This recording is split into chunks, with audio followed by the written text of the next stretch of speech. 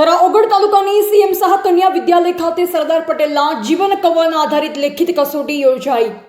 લોખંડી પુરુષ સરદાર પટેલની જન્મ શતાબ્દી નિમિત્તે શિક્ષણ સંવર્ધન અભિયાન સમન્વય દ્વારા બનાસકાંઠા જિલ્લાની શાળાઓમાં સરદાર વંદના કાર્યક્રમનું વિશિષ્ટ આયોજન કરવામાં આવ્યું હતું। આ અભિયાન અંતર્ગત કાંકરેજ તથા ઓગળ તાલુકાની આશરે 25 જેટલી શાળાઓમાં 2000 કરતાં વધુ વિદ્યાર્થીઓ માટે સરદાર વલ્લભભાઈ પટેલના જીવન કવન આધારિત લેખિત કસોટી યોજાઈ હતી।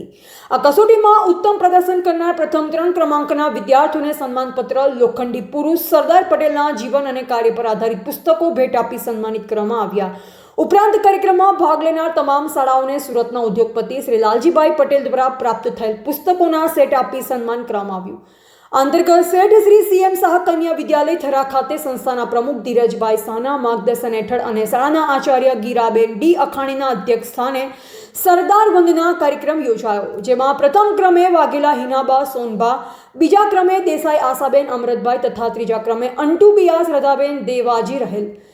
વિદ્યાર્થીઓને પ્રમુખ ધીરજભાઈ શાહ, આચાર્ય ગીરાબેન અખાણી તથા સ્ટાફગણ દ્વારા પ્રમાણપત્ર અને પુસ્તકો આપી સન્માનિત કરવામાં આવ્યા।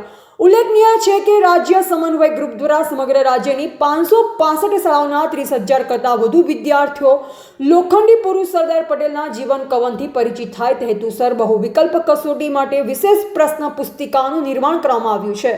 રિપોર્ટર અલ્પેશ ગોસ્વામી કાંકરેજ સાથે નટવર પ્રજાપતિ થરા।